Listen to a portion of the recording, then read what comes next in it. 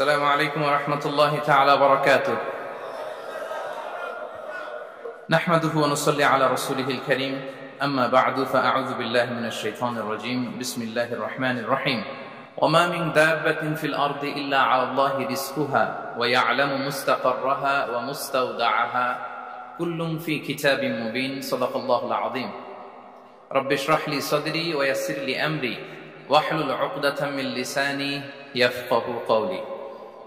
Muslim Ummah of north আমেরিকার আয়োজনে মুনা convention 2023 আজকে সমাপনী দিবসের সমাপনী লেকচারে আপনারা যারা উপস্থিত হয়েছেন আপনাদের সবাইকে জানাচ্ছি আন্তরিক শুভেচ্ছা এবং মোবারকবাদ। শুরুতে আমরা আল্লাহ রাব্বুল ইজ্জা ওয়াল জালালের দরবারে শুকরিয়া জানাই, যিনি আমাদেরকে 3 দিন ব্যাপী কনভেনশনের শেষ দিন পর্যন্ত সুস্থভাবে উপস্থিত হয়ে এই প্রোগ্রামকে সাফল্যমণ্ডিত করবার সুযোগ করে দিয়েছেন। আমরা পড়ছি আলহামদুলিল্লাহ। অন্তরের অন্তঃস্থল থেকে অর্গানাইজিং কমিটিকে শুভেচ্ছা জানাই এবং মিডিয়া, প্রেস, ভলান্টিয়ার্স যারা আপনারা এসেছেন সবাইকে আন্তরিক শুভেচ্ছা জানিয়ে শুরু করছি। যে টপিকটি নিয়ে আজকের এই মুনা কনভেনশন 23 এর লাস্ট সেশনে আমি আলোকপাত করতে চাই সেটি হচ্ছে the concept of risk in Islam. Risk নিয়ে আমাদের অনেকের কিছু মিসকনসেপশন আছে। আমি চাইবো এই স্বল্প সময়ে রিজিকের ব্যাপারে একটি ধারণা আপনাদেরকে দিতে, আপনাদের আইডিয়াটা যাতে ক্লিয়ার থাকে, কনসেপ্ট যাতে ক্লিয়ার থাকে। প্রিয় ভাই এবং বোনেরা, আমরা অনেকে, সবাই না, অনেকে মনে করি যে রিস্ক হচ্ছে যেটা আমরা খাই, যেটা আমরা খাই এটা রিজিক, অথবা যে অর্থ আমরা উপার্জন করি এটা রিজিক। আমাদের অনেকের ধারণা। আসলে রিজিকের ব্যাপারে আমাদের ধারণাটা পূর্ণাঙ্গ নয়, এর বাইরেও অনেক কিছু আছে। রিস্কের বাংলা হচ্ছে জীবন উপকরণ, ইংরেজিতে বলে সাস্টেনেন্স বা প্রভিশন। অর্থাৎ জীবন পরিচালনায় একটা মানুষের যা যা লাগে তা সবই রিস্ক। শুধু আমরা যেটা খাই, যেটা উপার্জন করি, শুধু এতটুকুই রিস্ক নয়। এটা অনেক ওয়াইডার সেন্সে আমাদেরকে চিন্তা করতে হবে। আমরা আমাদের পুরো জীবন জুড়ে যা পাই, যা খাই, যা অর্জন করি, যেটা লাভে ধন্য হই, সবটাই রিস্ক। আমরা অনেকে যে বুঝি যেটা আমরা খাই, যেটা উপার্জন করি এটা রিস্ক, এটা যে একেবারেই রিস্ক নয় সেটা নয়, তবে এটা আংশিক সত্য, এটাও রিস্ক। অর্থ, খাদ্য, জাগতিক সম্পদ এটাও রিস্ক, কিন্তু এটা রিস্কের সর্বনিম্ন স্তর। The lower level of provision, the lower level of risk হচ্ছে এই যে খাদ্য, অর্থ, জাগতিক সম্পদ। রিজিকের সর্বনিম্ন স্তর হচ্ছে এটা। আর রিজিকের সর্বোচ্চ স্তর হচ্ছে ফিটনেস। সুবহানাল্লাহ বিহামদি। আমরা অনেকে এটাকে নেগলেক্ট করি, গুরুত্ব দেই না, কিন্তু এটাই রিজিকের সর্বোচ্চ স্তর, ফিটনেস। আপনি ফিট থাকা, অর্থাৎ ফিজিক্যাল অ্যান্ড মেন্টাল ফিটনেস, শারীরিক এবং মানসিক সুস্থতা, এটা রিজিকের সবচাইতে উচ্চতম স্তর। দ্য হায়ার স্টেজ অফ রিস্ক, প্রভিশন, সাস্টেনেন্স, ফিটনেস, সুস্বাস্থ্য, শারীরিক এবং মানসিক সুস্থতা। কারণ আমাদের স্বাস্থ্য যদি ভালো না থাকে, ফিজিক্যালি মেন্টালি যদি আমরা ফিট না হই, পৃথিবীর সব নেয়ামত আমার পায়ের সামনে হাজির করলেও আমি কিছুই উপভোগ করতে পারবো না। এজন্য এইটা সবচাইতে বড় রিস্ক। এবং রাসূলুল্লাহ সাল্লাল্লাহু আলাইহি ওয়াসাল্লাম তিনি বলেছেন যে নি'মাতান মাগবুনুন ফীহিমা কাসীরুম মিনান নাস, আস-সিহহাতু ওয়াল ফারাগ। দুটি নিয়ামত আছে যে দুটি নিয়ামতের ব্যাপারে মানুষ খুবই গাফেল, উদাসীন, গুরুত্ব দেয় না। তার মধ্যে একটা হচ্ছে আস-সিহহা, সুস্বাস্থ্য, আর একটা হচ্ছে আল ফারাগ, অবসর। আমরা যখন খুব ব্যস্ত হয়ে পড়ি, নাভিশ্বাস, সময় নাই, খুবই রাশিং, তখন বুঝি যে অবসরের কত দাম। আবার আমরা যখন ফিজিক্যালি উইক হয়ে পড়ি, অসুস্থ হয়ে যাই, তখন বুঝি সুস্বাস্থ্যের কত দাম। তো রিজিকের সর্বনিম্ন স্তর হচ্ছে, প্রিয় ভাই এবং বোনেরা, খাদ্য, টাকা পয়সা, জাগতিক সম্পদ, এগুলা। আর রিজিকের সর্বোচ্চ স্তর হচ্ছে fitness, physical and mental fitness. আর রিজিকের সর্বোত্তম স্তর হচ্ছে পুণ্যবান জীবন সঙ্গী এবং নেককার সন্তান, pious wife and children. সুবহানাল্লাহ বিহামদি। একটু খেয়াল করে দেখেন যে আমার লাইফ পার্টনার, আমার জীবন সঙ্গিনী, সে যদি আল্লাহওয়ালা হয়, সে যদি ভালো হয়, আর আমার সন্তানটা যদি আল্লাহওয়ালা হয়, আমার ঘরটাই তো জান্নাত, ঠিক কি না? তো এটা হচ্ছে রিজিকের সর্বোত্তম স্তর। জীবন সঙ্গিনী সে যদি নেককার হয়, আল্লাহওয়ালা হয়, মুতিয়া কানিতা সে যদি হয়, আর আমার সন্তান, আমার চিলড্রেন, সেও যদি ফায়াস হয়, তাহলে আমার ঘরটাই হচ্ছে paradise, a piece of paradise in this দুনিয়া। সুবহানাল্লাহ। আমরা আম্মাজান খাদিজাতুল কুবরা আত-তাহিরা রাদিয়াল্লাহু তাআলা আনহা, ওনার কথা জানি যে বিষ্ণু ঈসা ইসলামের স্ত্রী আমাদের আম্মাজান রাসূলুল্লাহ সাল্লাল্লাহু আলাইহি ওয়াসাল্লামকে বড্ড ভালোবাসতেন, আগলে রাখতেন, সবসময় মেন্টালি সাপোর্ট দিতেন, ফিনান্সিয়ালিও সাপোর্ট দিতেন। বিষ্ণু ঈসা ইসলামকে আম্মাজান খাদিজা এতই ভালোবাসতেন, বিষ্ণু ঈসা ইসলাম বলতেন রুজিকতু হুব্বাহা, আমি খাদিজার ভালোবাসাকে রিজিক হিসেবে পেয়েছি। সুবহানাল্লাহ। রাসূল সাল্লাল্লাহু আলাইহি ওয়াসাল্লাম এই শব্দটা ইউজ করেছেন, রিজিক, রুজিকতু হুব্বাহা। এবং তিনি দোয়া করার সময় বলতেন, আল্লাহ, কিয়ামতের সে বিভীষিকাময় দিনে, যেদিন বন্ধু বন্ধুকে চিনবে না, স্বামী স্ত্রীকে চিনবে না, বাবা সন্তানকে চিনবে না, পীর সাহেব মুরিদকে চিনবে না, নেতা কর্মীকে চিনবে না, ভাই বোনকে চিনবে না, সেই কঠিন মুহূর্তে আল্লাহ আমি আমার খাদিজাকে যেন ভুলে না যাই। রুজিকতু হুব্বাহা, খাদিজার প্রতি ভালোবাসা আল্লাহ তাআলা আমার হৃদয়ে রিজিক হিসেবে দিয়েছে। তাহলে রিজিকের সর্বোত্তম স্তর হচ্ছে পুণ্যবান স্ত্রী, নেককার সন্তান। আর রিজিকের পরিপূর্ণ স্তর হচ্ছে মহান আল্লাহ তাআলার সন্তুষ্টি। রিজকের পরিপূর্ণ স্তর যেটা, সেটা হচ্ছে রিদাল্লাহ, আল্লাহ তাআলার সন্তুষ্টি। আমার আল্লাহ যদি আমার উপর সন্তুষ্ট হয়ে যায়, আমাদের আর কিছু লাগে? আর কিছু লাগবে? এটাই তো আমাদের এক্সপেকটেশন, এটাই তো আমাদের কামনা বাসনা, এটাই আমাদের ইচ্ছা যে আমার আল্লাহ আমার উপর সন্তুষ্ট হবে। এটা হচ্ছে পরিপূর্ণ স্তর রিজিকের। এটা যে পায় তার আর কিছু লাগে না। এবং এটা মানুষ নিশ্চিত হতে পারে যখন সে দুনিয়ার জীবনকে শেষ করে আলামুল বারজাখের দিকে যেতে শুরু করে। তখন তাকে বলা হয়, ইয়া আইয়াতুহান নাফসুল মুতমাইন্না ইরজিই ইলা রাব্বিকি রাদিয়াতাম মারদিয়া ফাদখুলি ফি ইবাদি ওয়াদখুলি জান্নাতি। হে প্রশান্ত আত্মা, হে প্রশান্ত আত্মা,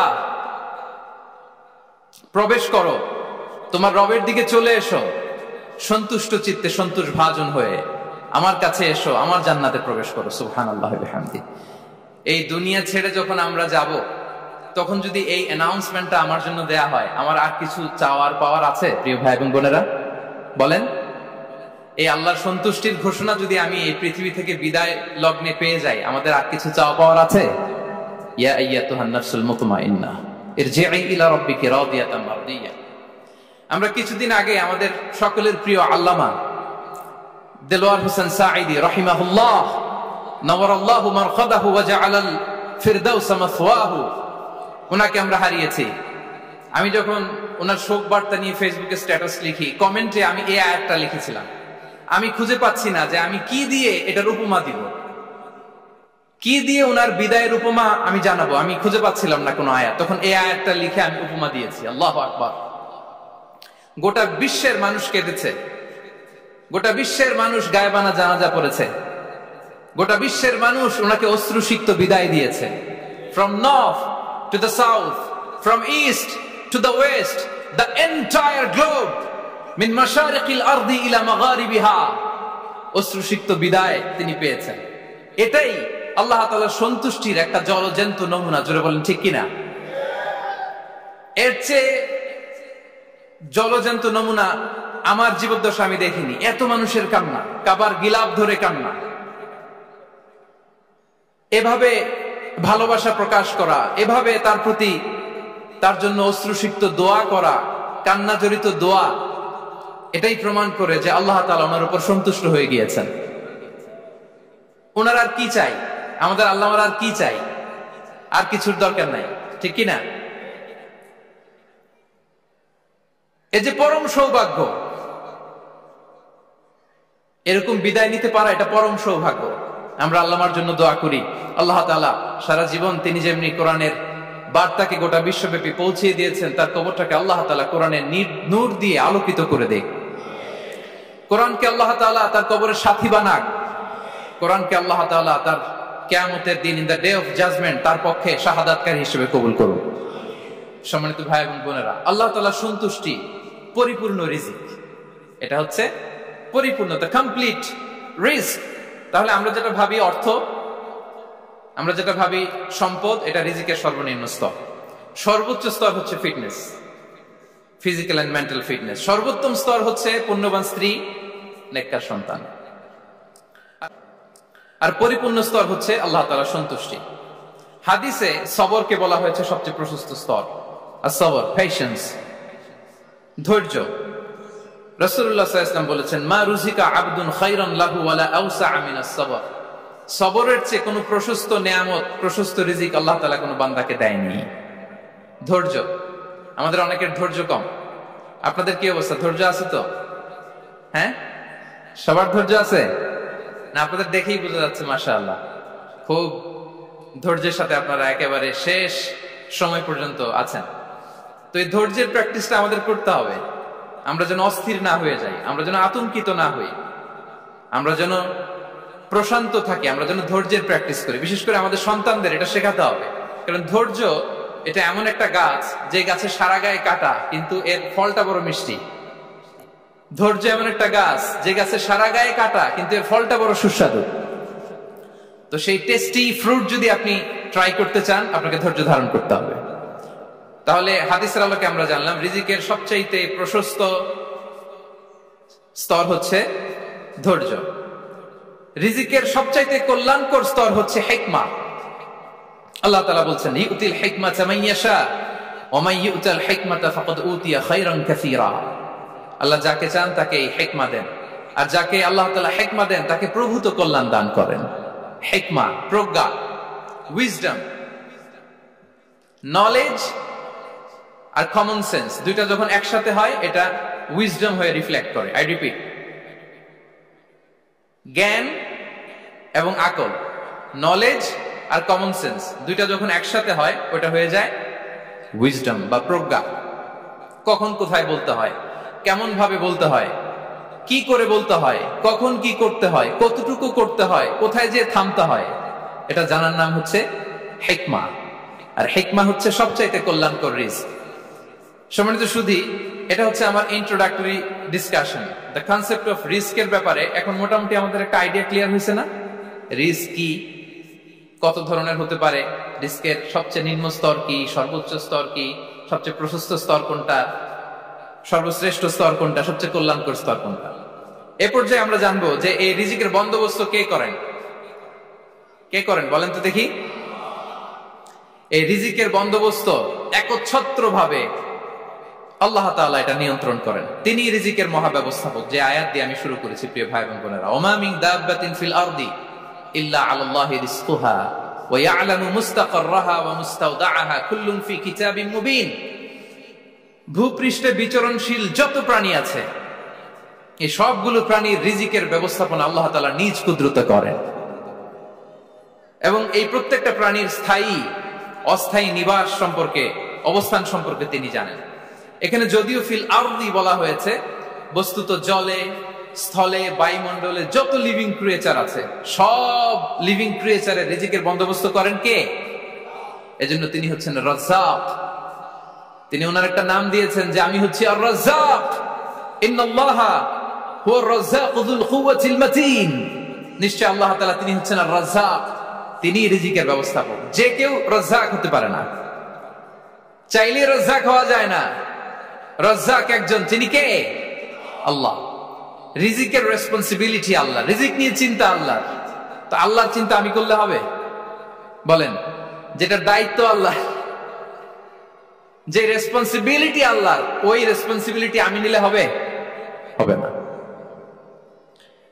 তাহলে আল্লাহ তাআলা নিজেকে আর রাজ্জাক বলে কোরআনে আমাদের সামনে উপস্থাপন করেছেন। রাজ্জাকের তিনটা বৈশিষ্ট্য আছে। যেই সত্তার মধ্যে তিনটা বৈশিষ্ট্য খুঁজে পাওয়া যায় তিনি হচ্ছেন আর রাজ্জাক, দ্য প্রোভাইডার, দ্য সাস্টেইনার। আর রাজ্জাক কোন সেই তিন গুণ? এক নম্বর গুণ হচ্ছে নো ডেফিসিয়েন্সি, তার কোনো অভাব থাকবে না। who continuously provides sustenance to his creatures, যে লাগাতার, নিয়মিত, প্রতিনিয়ত তার সৃষ্টিকে রিজিক দেন এবং গোটা বিশ্বকে রিজিক সরবরাহ করতে যে তার ধনভাণ্ডারের 1 ইঞ্চিও কমে না। সুবহানাল্লাহ বিহামদি। এই যে সাইয়েদনা আদম আলাইহিস সালাম থেকে শুরু করে আপ আনটিল নাও গোটা বিশ্বের সবগুলো মানুষকে, জিন জাতিকে, পক্ষীকুল, সাগরের অতল গহ্বরে দ্য ব্লু ওয়েল, নীল তিমিগুলোকে, বিশাল মাছগুলোকে, এই সব কিছুকে যে আল্লাহ তাআলা রিজিক সরবরাহ করছেন, আল্লাহর যে ধনভাণ্ডার একটু কমে আসার কথা না এতদিনে? কি বলেন? এত হাজার হাজার বছর রিজিক দেওয়ার পরও তার ধনভাণ্ডার কমে নাই না। আল্লাহ বলে তোমাদের যার যা লাগবে, যার যা চাহিদা, যার যেটা দরকার সবও যদি দিয়ে দেয়, আমি আল্লাহর ধনভাণ্ডারের 1 ইঞ্চিও কমবে না। আর Razzak যুল কুওয়াতিল মাতিন, the provider, the sustainer. তাহলে রাজ্জাক হতে হলে ওই সত্তার 3টা গুণ লাগে। এক হচ্ছে নো ডেফিসিয়েন্সি, তার কোনো ঘাটতি থাকতে পারবে না। 2 নাম্বার কোয়ালিটি হচ্ছে নেভার ফরগেটফুল, তিনি ভুলতে পারবেন না। Who never forget the needs of his creation, তার সৃষ্টির কোথায় কার কখন কোনটা লাগে এটা ভুলে গেলে চলবে না। ধরেন তিনি নর্থ আমেরিকাতে, এখানে কানাডায় যারা আছে, আমেরিকাতে যারা আছে, তাদেরকে রিস্ক দিচ্ছে। ওদিকে সাউথ আমেরিকাতে, ব্রাজিলে, আর্জেন্টিনার জঙ্গলে কিছু জনগোষ্ঠী রয়ে গেছে, এদের কথা আল্লাহ ভুলে গেছে। তারা বেঁচে থাকতে পারবে? আফ্রিকার জঙ্গলে যারা আছে তাদেরকেও যে রিজিক দিতে হবে, যখন যেটা লাগে সরবরাহ করতে হবে, এটা যদি আল্লাহ ভুলে যায় তোরা বাঁচবে? বলেন। তাহলে যিনি আর রাজ্জাক, তিনি হচ্ছেন নেভার ফরগেটফুল, কখনো তার সৃষ্টির কখন কি লাগে এটা কখনো তিনি ভুলতে পারবেন না। আল্লাহ তাআলা ভুলেন না, তিনি ভুলেন না, তিনি সব খেয়াল রাখেন। যখন যার যেটা যতটুকু দরকার তখন তাকে ততটুকু যিনি দেন, তার নাম হচ্ছে রাজ্জাক। রাজ্জাক হতে গেলে যেই কোয়ালিটি লাগে, তার 3 নম্বর কোয়ালিটি হচ্ছে কম্প্যাশনেট। কম্প্যাশনেট, দয়ালু, অনেক বেশি দয়ালু। এত বেশি দয়ালু যে তার বিরোধিতা করলেও তাকে রিজিক দেয়া থেকে তিনি বঞ্চিত করেন না। His disobedience affects the risk but not stop the risk. আপনি যদি আল্লাহর অবাধ্য হন, আপনার রিজিকের বারাকা হয়তো কমে যাবে, কিন্তু রিজিক বন্ধ হবে না। যে গোটা বিশ্বে যারা অবিশ্বাসী আছে, যারা নাস্তিক আছে, যারা আল্লাহদ্রোহী আছে, তারা কি খেয়ে পরে বেঁচে নাই? বলেন, তাদেরকে কি আল্লাহ তাআলা রিজিক দিচ্ছে না? এই তো সুবহানাল্লাহ। কম্প্যাশনেট, এত দয়ালু, তার যারা বিরোধী, তাকে যারা গালি দেয়, তাকে যারা বিশ্বাস করে না, তাকে যারা সেজদা দেয় না, তিনি তাদেরকেও খাওয়ায়, তিনি তাদেরকেও সুস্থ রাখে, তিনি তাদেরকেও হাত খুলে দান করে। আল্লাহু আকবার। আর রাজ্জাক, ইন্নাল্লাহা হুয়া রাজ্জাকু যুল কুওয়াতিল মাতিন। তাহলে এই 3টা গুণ থাকতে হবে রাজ্জাক হতে হলে। No deficiency, never forgetful, compassionate. এবং আল্লাহ তাআলা বলছেন, আম্মান হাযাল্লাযী ইয়ারযুকুকুম ইন আমসাকা রিজকা বাল লাজ্জু ফি উতুমি ওয়া নুফুর। সূরাতুল মুলক আল্লাহ বলেছেন যে তিনি যদি রিজক বন্ধ করে দেয় তাহলে এই রিজক তোমাদেরকে কে দিবে? আছে কেউ দেয়া? সূরা মুলকের শেষ আয়াতে আল্লাহ বলেছেন যে তোমরা যে সুমিষ্ট পানি খেয়ে বেঁচে আছো, এটা যদি একেবারে জমিনের অতল গহ্বরে আমি নিয়ে যাই, কে এনে দিবে তোমাদেরকে পানি? কে এনে দিবে সুমিষ্ট পানি? এজন্য বিষ্ণু ঈসা ইসলাম পানি খেয়েই তিনি পড়তেন, আলহামদুলিল্লাহিল্লাযী জাআলা হাযাল মাআ আযবান ফুরাতান বিরাহমাতিহি ওয়া লাম ইয়াজআলহু মিলহান উজাজান লিযুনুবিনা। পানি খেয়েই তিনি বলতেন প্রশংসা আল্লাহর, যে আল্লাহ তার অসীম দয়ায় এই পানিকে সুমিষ্ট করেছেন, আমাদের পাপের কারণে এই পানিকে তিনি লবণাক্ত করে দেন নাই। সুবহানাল্লাহ। ইন্নাল্লাহা হুয়া রাজ্জাকু যুল কুওয়াতিল মাতিন, তিনি হচ্ছেন রাজ্জাক। এজন্য সম্মানিত ভাইরা, রিজিক নিয়ে আজকে থেকে টেনশন বন্ধ করে দিতে হবে। আমাদের কাজ হচ্ছে চেষ্টা করে যাওয়া, প্রাণান্তকর প্রচেষ্টা করা, আমাদের রোলটা আমরা প্লে করব, কিন্তু রিজিকের ফয়সালা করবে একজন, তিনি কে? ইন্নাল্লাহা হুয়া রাজ্জাকু যুল কুওয়াতিল মাতিন। এটা নিয়ে চিন্তিত হওয়ার কিছু নাই প্রিয় ভাই এবং বোনেরা। আমরা আমাদের মায়ের পেটে থাকতেই এটা ফিক্স হয়ে গিয়েছে। আমরা যখন মায়ের পেটে ছিলাম, ইন্না আহাদাকুম ইজমাউ খালকুহু ফি বাতনি উম্মিহি 40 ইয়াওমান সুম্মা ইয়াকুনু আলাকাতান মিসলা যালিক সুম্মা ইয়াকুনু মুদগাতান মিসলা যালিক। আমরা যখন মায়ের পেটে ছিলাম 40 দিন আমরা নুতফা স্টেজে ছিলাম, 40 দিন আমরা আলাকা স্টেজে ছিলাম। আমার মায়ের জরায়ুর দেয়ালে আমি লেপ্টে ছিলাম। 40 দিন আমরা ছিলাম এ ভেরি লিটল ফ্ল্যাশ, একটা ছোট্ট গোশতের টুকরা। এরপর আল্লাহ তাআলা ফায়ুরসালু ইলাইহিল মালাক, মায়ের পেটে একজন ফেরেশতা পাঠালেন। ফায়ানফুখু ফিহির রূহ, he breathed into him the spirit, তিনি রূহের ফুৎকার দিলেন। ওয়া ইউমারু বিআরবা'i কালিমাত, 4টা জিনিস তখন লিখে দেয়া হলো। বিকাতবি রিজকিহি ওয়া আজালিহি ওয়া আমালিহি ওয়া শাকিয়ুন আও সাঈদ, তার রিজিক কি হবে লিখে দেয়া হয়েছে মায়ের পেটে যখন ছিলাম। আপনারা তো এখন চিন্তা করতেছেন, চিন্তিত, কিন্তু মায়ের পেটে থাকতে আল্লাহ তাআলা এই রিজিককে ফিক্স করে দিয়েছেন। সুবহানাল্লাহি ওয়া বিহামদিহি। এবং যে রিজিক আমি আমার মায়ের পেটে থাকতেই আল্লাহ তাআলা লিখে দিয়েছেন, সেই রিজিক ভোগ না করে আমি কোনোদিন মরবো না। বিষ্ণু ইসলাম আমাদেরকে জানিয়েছেন, তোমার জন্য যে রিজিকের আছে সেটা ভোগ না করে, উপভোগ না করে তুমি মরবে না, এবং সেটা আপনি উপভোগ করবেন, আপনার কাছেই আসবে। ধরুন আপনারা যে ফল আমেরিকাতে খান, এটা কি আমেরিকায় চাষ হয় ফল, নাকি কানাডা মেক্সিকো থেকে আসে? কোত্থেকে আসে? কোত্থেকে? এখানেই হয়, আবার বাইরে থেকেও আসে। Okay fine. লেটস সে আপনি যে অ্যাপেলটা দিয়ে আজকে ব্রেকফাস্ট করলেন, যে অ্যাপেলটা আপনি খেলেন, এটা মেক্সিকো থেকে এসেছে। ওই অ্যাপেলটা যখন কুড়ি অবস্থায় ছিল, মুকুল অবস্থায় ছিল, তখনই ওটার মধ্যে আপনার নাম লেখা। এর মধ্যে কত পাখি এসে ওই গাছে বসেছে, কত মুকুল নষ্ট করেছে, ওইটা নষ্ট করে নাই, কারণ ওইটা আপনি খাবেন। ওইটা পুষ্ট হয়ে সুন্দর একটা ফল হয়ে ইম্পোর্টেড হয়ে এটা আমেরিকাতে আসলো, আমেরিকার বাজারে। অনেক মানুষ ওই ফলটা সুপার মার্কেটে যে ধরে চড়ে নেড়ে আবার রেখে দিয়ে চলে গেছে, নেয় নাই। ওইটা সে খাবে না, কারণ ওইটা আপনার রিজিকে লেখা। ওই ফল আপনি নিয়ে আসলেন, বাসায় অনেকেই অ্যাপেল খাচ্ছে, কিন্তু ওই অ্যাপেলটা খাবে না, কারণ এটা কে খাবে? সুবহানাল্লাহ পড়তে পারলেন না মজা করে? আল্লাহু আকবার। আপনার জন্য যে রিজিক নির্ধারিত, এটা আপনিই খাবেন। এর মধ্যে আপনি মরে যেতে পারতেন, বাসা থেকে অন্য কোথাও চলে যেতে পারতেন, কিন্তু না, মরবেনও না, অন্য কোথাও যাবেনও না ওইটা খাওয়ার আগে। This is the essence of rizq. This is the essence of provision, sustenance. Inna Allaha huwa ar-razzaqu dhul quwwati al-matin. মায়ের পেটে থাকতে নির্ধারিত, ওই ফল কেউ টাচ করবে না up until you try it. This is rizq. এই কথাটাই বিষ্ণু ঈসা ইসলাম খুব সুন্দর করে বলেছেন, লা তামুতু নাফসুন হাত্তা তাস্তাকমিলা রিজকাহা। অন্য বর্ণনায় এসেছে লা তামুতু নাফসুন হাত্তা তাস্তাউফিয়া রিজকাহা। মানুষের জন্য যে রিজিকের বরাদ্দ, সেটা উপভোগ না করে, সেটা না খেয়ে ওই মানুষ এই দুনিয়া থেকে বিদায় নিতে পারে না। তাহলে আমার রিজিক ভোগ না করে আমি মরবো না। এবং এটা যেহেতু আপনার জন্য নির্ধারিত, এটা আপনি পাবেনই। এখন এটা কি হালাল পন্থায় আপনি পাবেন না হারাম পন্থায় পাবেন, দ্যাট ইজ ইউর ডিসিশন। আপনার রিজিক আপনার কাছে আসবে। এটা নির্ধারিত না অনির্ধারিত? বলেন তো, আমি সবার কাছ থেকে শুনবো, রিজিক কি নির্ধারিত না অনির্ধারিত?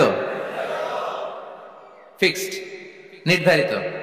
ফর এন এক্সাম্পল, ধরুন আপনি সারা জীবনে 1 কোটি টাকা ইনকাম করবেন। কয় কোটি? 1 কোটি টাকা ইনকাম করবেন, এটা নির্ধারিত, আল্লাহ তাআলা ফিক্স করে ফেলেছেন, এটা আল্লাহর সিদ্ধান্ত। কিন্তু এই 1 কোটি হালাল পন্থায় আপনি উপার্জন করবেন না হারাম পন্থায়, এটা আপনার সিদ্ধান্ত। So now the decision is yours. যদি আপনি পরিশ্রমী হন, যদি আপনি সৎ পথ অবলম্বন করেন, তাহলে ওই 1 কোটি আসবে আপনার কাছে, কিন্তু হালাল পন্থায়। আর যদি আপনি হালাল হারাম মিক্স করেন, টেবিলের উপর দিয়েও নেন, নিচ দিয়েও নেন, আসবে কিন্তু 1 কোটি। আসবে কয় কোটি? কথা বোঝে নাই বোধহয়। টেবিলের নিচ দিয়েও যদি নেন, সারা জীবনে আপনি পাবেন কত? 1 কোটি। So now the decision is yours. সিদ্ধান্ত আপনার। হালাল পন্থায় উপার্জন করবেন না হারাম পন্থায়? বলেন, হালাল না হারাম? হারামের সাথে আমাদের কোনো সম্পর্ক? হারামকে আমরা এই কনভেনশন সেন্টার থেকে না বলে দিলাম, আওয়াজ করে বলুন নো। হারামের সাথে আমাদের কোনো সম্পর্ক? আল্লাহ তাআলার দেয়া বরাদ্দ রিজক আমরা হালাল পন্থায় উপার্জন করব ইনশাআল্লাহ। বলেন।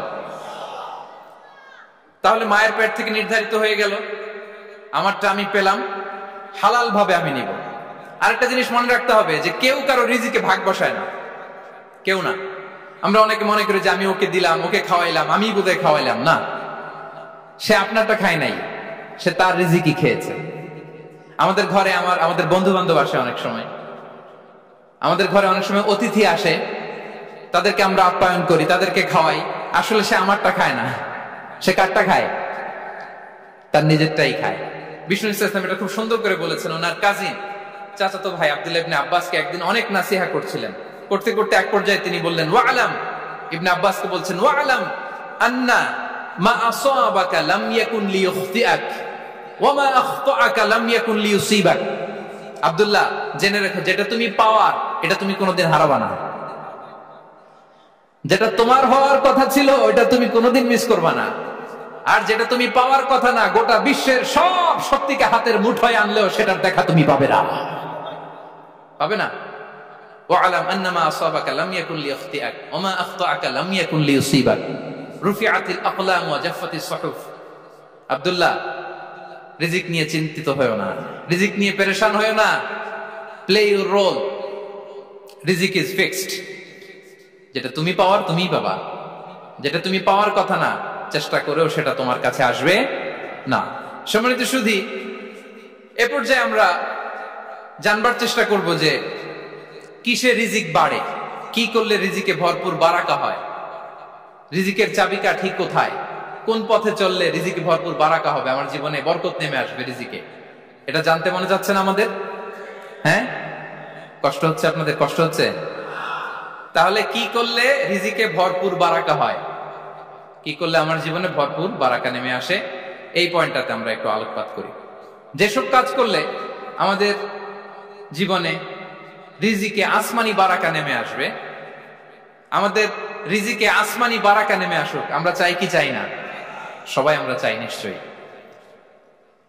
যে কাজ করলে রিজিকে আসমানি বারাকা আসে, এর এক নাম্বার হচ্ছে তাকওয়াল্লাহ, আল্লাহর ভয়।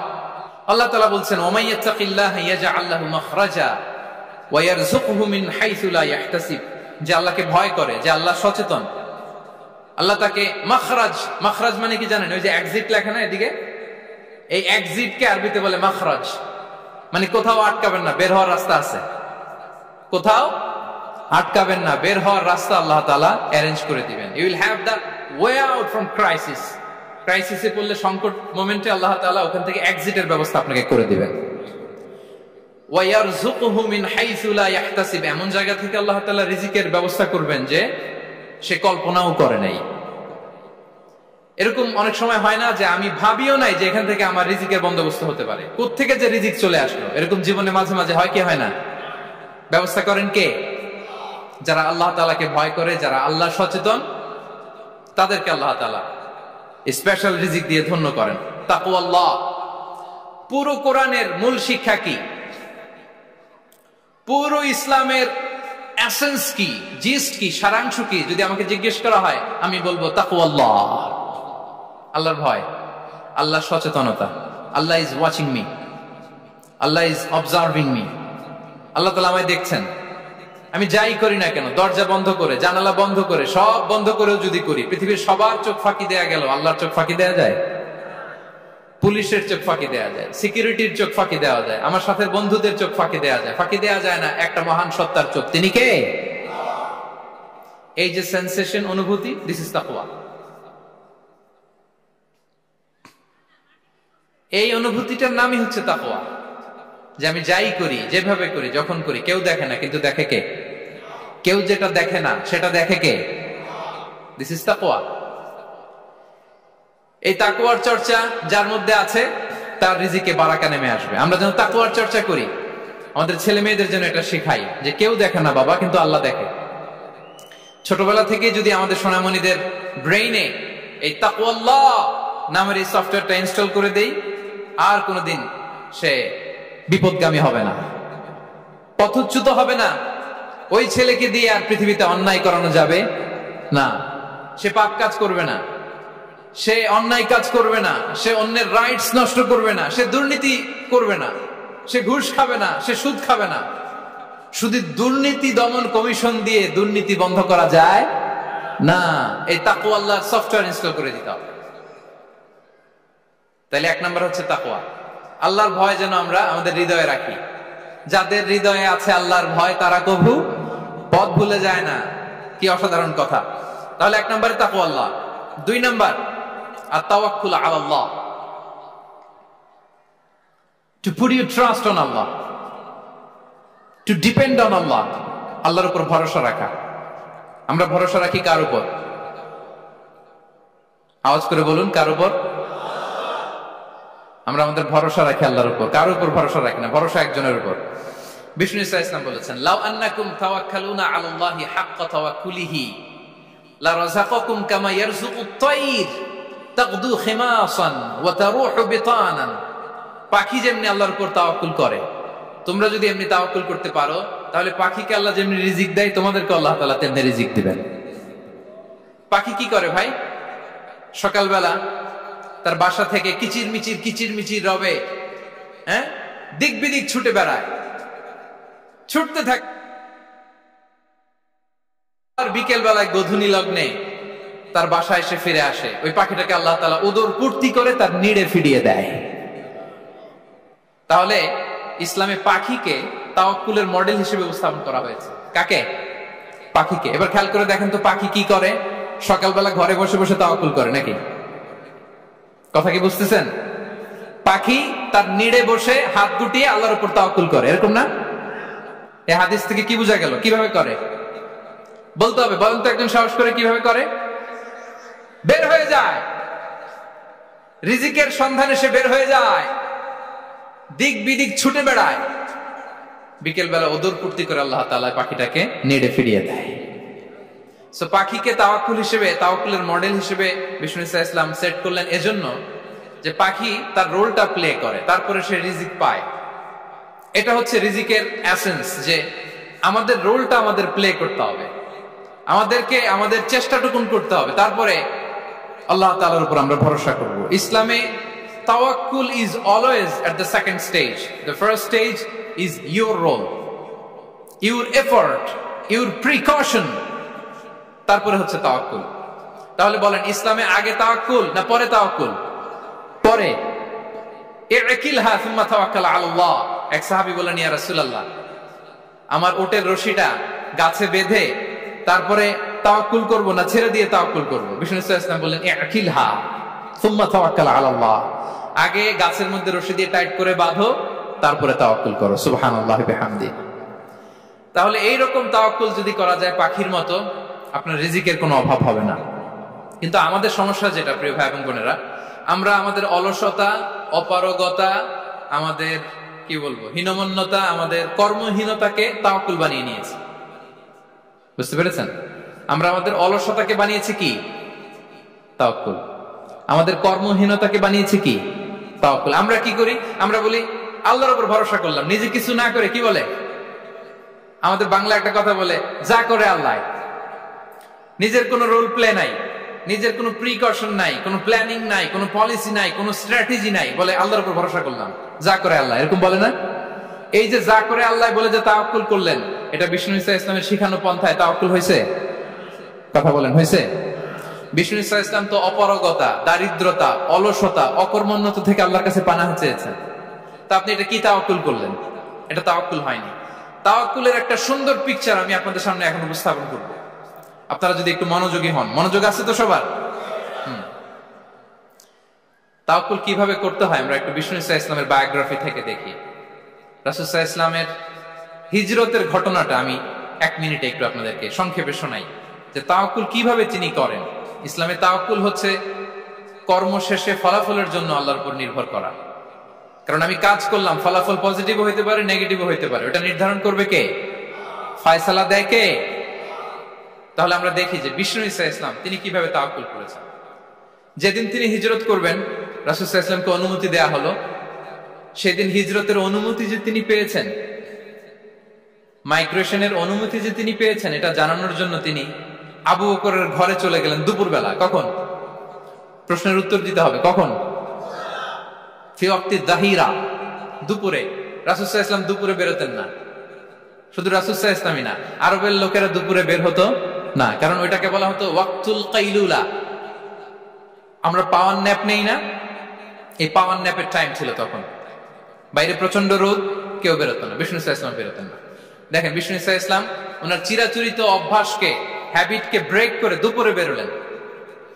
বিষ্ণু সাল্লাল্লাহু আলাইহি ওয়াসাল্লাম কখনো মাস্ক পরতেন না, মানে মুখ ঢেকে চলতেন না, সবসময় মুখ খোলা। ওই দিন তিনি মাস্ক পরে বেরোলেন। মুতাকান্নিআন, খারাজা মুতাকান্নিআন, মানে রুমাল দিয়ে মুখটাকে ঢেকে বেরোলেন। দুপুরবেলা বেরোলেন, মানুষের চোখের সামনে যেন তিনি না পড়েন। দুপুরে বেরোলেন, মুখ ঢেকে বেরোলেন।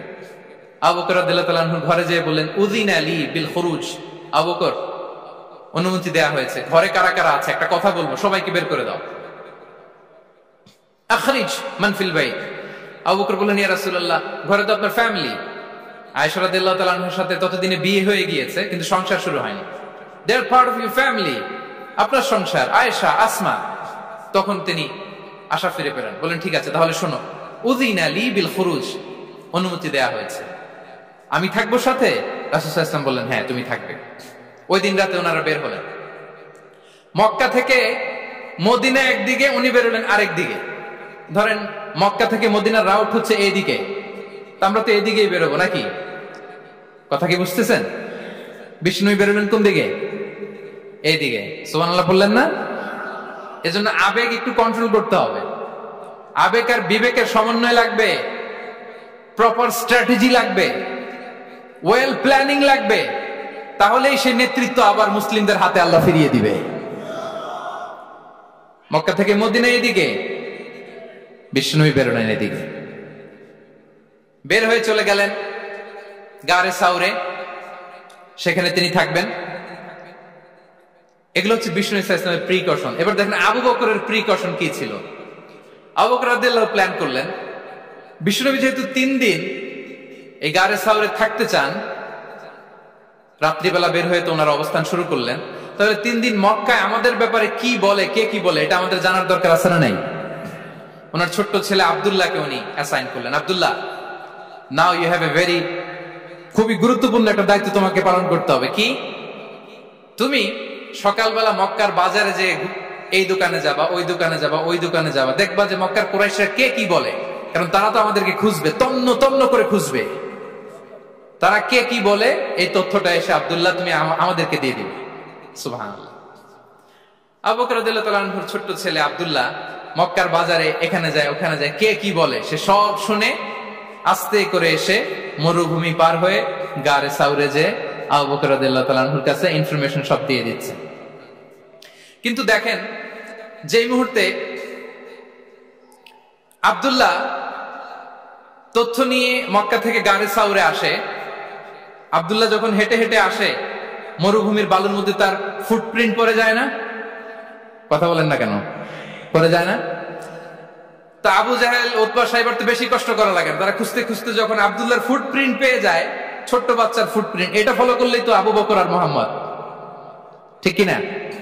সুবহানাল্লাহ। আবু বকর রাদিয়াল্লাহু তাআলা আনহুর প্ল্যানিং দেখেন, তিনি যেমনি ছোট্ট আব্দুল্লাহকে ইনফরমেশন গ্যাদার করার জন্য সেট করলেন, তিনি ওনার একটা রাখালকে সেট করলেন, তার নাম হচ্ছে আমির ইবনে ফুহায়রা।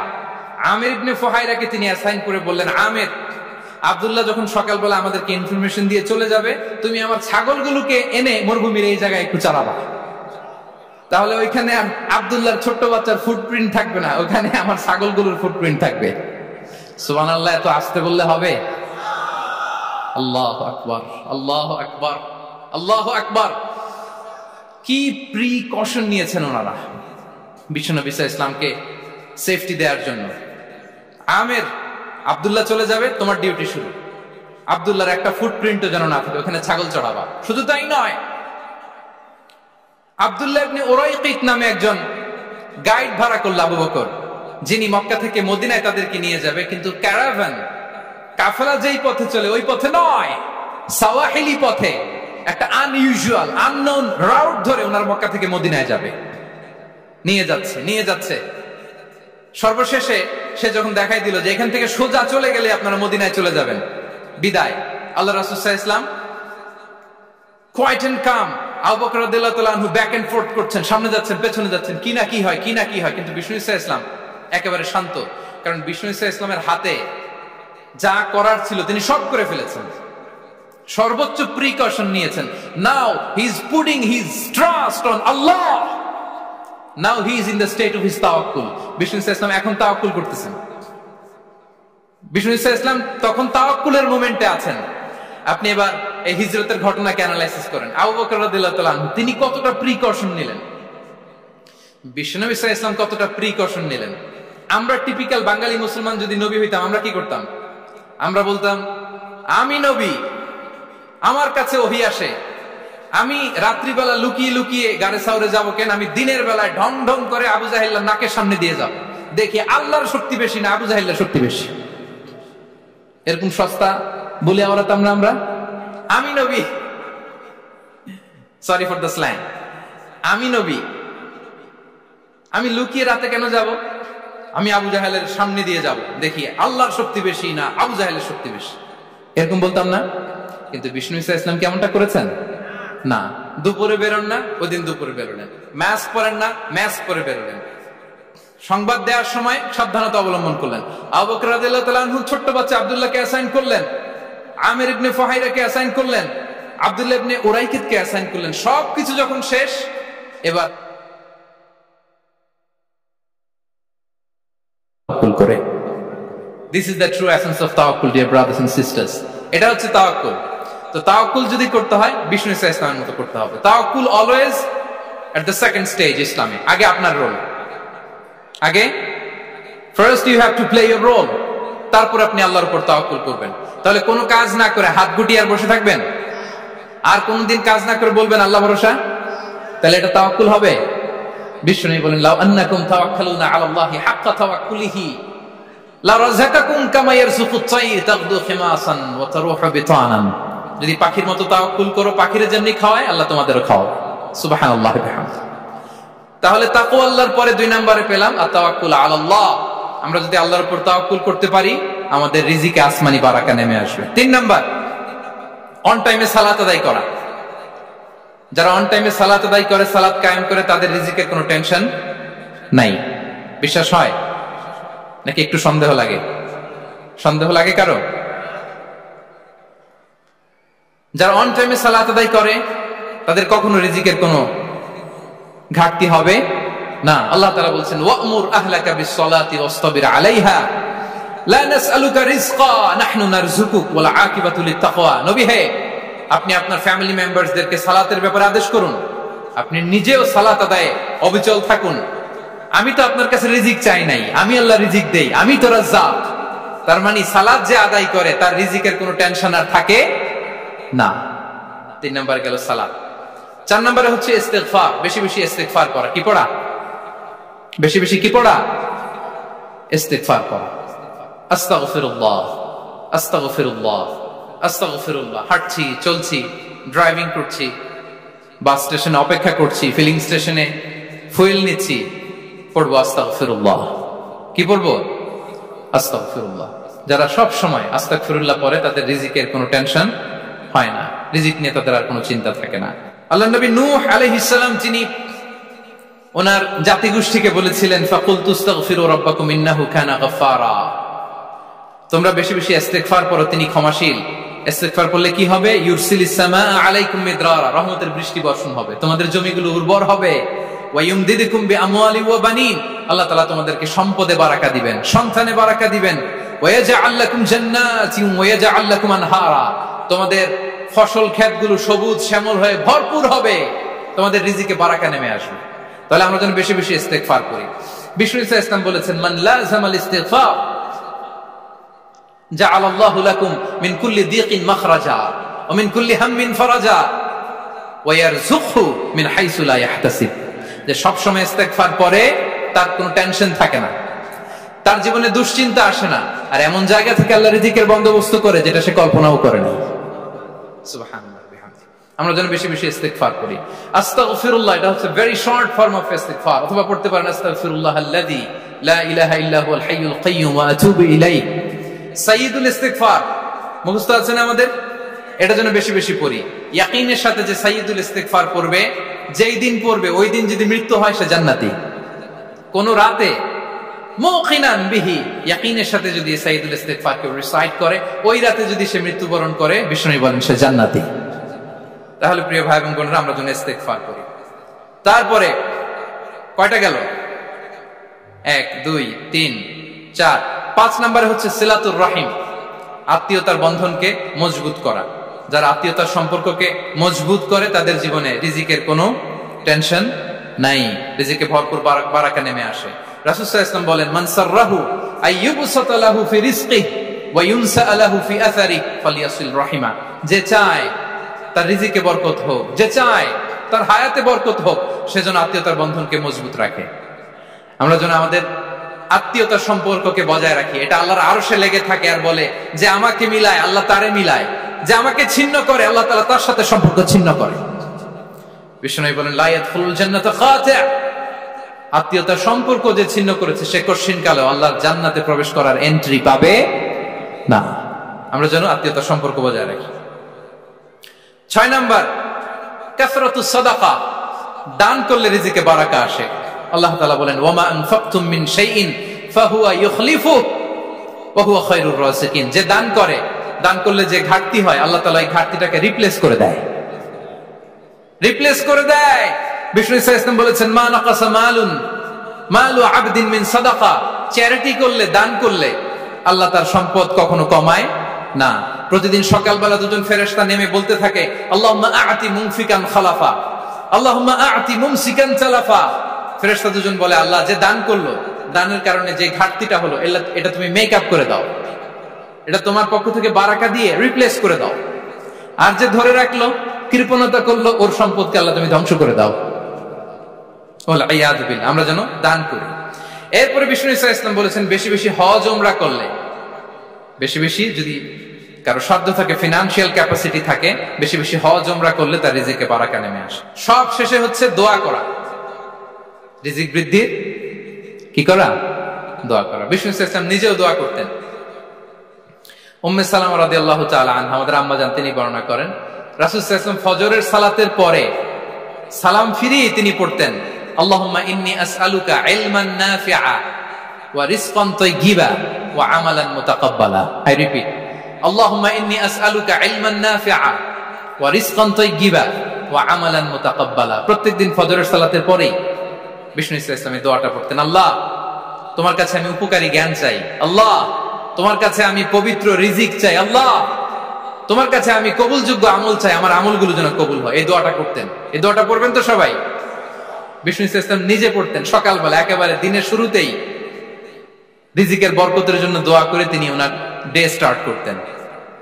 কোরআনে অনেক আয়াতে রিজিকের জন্য দোয়ার ব্যাপারে পাওয়া যায়, আমরা সেদিকে যাব না। সাইয়েদনা ঈসা আলাইহিস সালাম তিনি বলেছেন আল্লাহ আকাশ থেকে মায়েদা পাঠান, ওই আয়াতের শেষে বলেছেন ওয়ারযুকনা ওয়া আনতা খায়রুর রাযিকিন, আল্লাহ আপনি আমাদেরকে রিজিক দিয়ে ধন্য করুন, আপনিই তো রিজিক দাতা। আল্লাহ নবী ইব্রাহিম আলাইহিস সালাম তিনি দোয়া করেছেন রব্বি জাআল হাযা বালাদান আমিনা ওয়ারযুক আহলাহু মিনাস সামারাত, আল্লাহ এই জনপদকে, মক্কাকে আপনি পবিত্র নগরী, এই নগরীকে আপনি নিরাপদ নগরী করুন, আর এই নগরীর অধিবাসীদেরকে আপনি ফলমূল দিয়ে রিজিক দান করুন। তাহলে নবীরা তারা স্বয়ং রিজিকের দোয়া করেছেন। আমরা যেন রিজিক প্রাপ্তির জন্য, রিজিকে বারাকার জন্য আল্লাহ তাআলার কাছে দোয়া করি। আর উপরে একটা চমৎকার কথা বলে, আর রিজকু লিমান সাআ লাইসা লিমান দাআ ফাকাত, মানে রিজিক শুধু যারা দোয়া করে তাদের জন্য নয়, দোয়ার সাথে সাথে যারা চেষ্টা করে তাদের জন্য। সুবহানাল্লাহ পড়েন। দোয়ার সাথে দাওয়ার দরকার আছে না নাই? তাওয়াক্কুলের পয়েন্টে আমরা বলেছি যে আমাদের সর্বোচ্চ চেষ্টাটুকুন করব। তাওয়াক্কুল মানে হচ্ছে কোন কাজের প্ল্যান করা, ওই প্ল্যান বাস্তবায়নের জন্য যা যা দরকার হাজির করা, এরপরে প্রাণান্তকর প্রচেষ্টার জন্য ঝাঁপিয়ে পড়া, এরপরে কর্মশেষে ফলাফলের জন্য কার উপর নির্ভর করা? আল্লাহর উপর নির্ভর করা। সো আমাদের রোলটা যেন আমরা প্লে করি। জমিনকে আল্লাহ প্রশস্ত করে দিয়েছেন, আল্লাহ বলেছেন ওয়া কুলু মির রিজকি, জমিনকে প্রশস্ত করেছি, এর পরতে পরতে ঘুরো, খোঁজো, চেষ্টা করো তোমার রিজিক তুমি নাও। ইসলাম আমাদেরকে কর্মমুখী হতে শেখায়। আমি আমার বিভিন্ন আলোচনায় বলি যে ইসলাম কতটা কর্মমুখী ধর্ম। একটা ছোট্ট হাদিস দিয়ে শেষ করি। রাসূল সাল্লাল্লাহু আলাইহি ওয়াসাল্লাম বলেছেন ইন কামাতিস সাআতু ওয়া ফি ইয়াদি আহাদিকুম ফাসিলা। রাসূল সাল্লাল্লাহু আলাইহি ওয়াসাল্লাম বলেন যে যদি কেউ দেখে কিয়ামত শুরু হয়ে গিয়েছে আর তার হাতে একটা চারা গাছ, কি গাছ, আর ওদিকে কি শুরু হয়েছে? বিষ্ণু সাল্লাল্লাহু আলাইহি ওয়াসাল্লাম বলেন যদি তার সুযোগ থাকে কিয়ামত শুরু হওয়ার আগেই যেন চারা গাছটা সে রোপণ করে দেয়। তার মানে থামার জন্য এই পৃথিবীতে আমরা আসি নাই।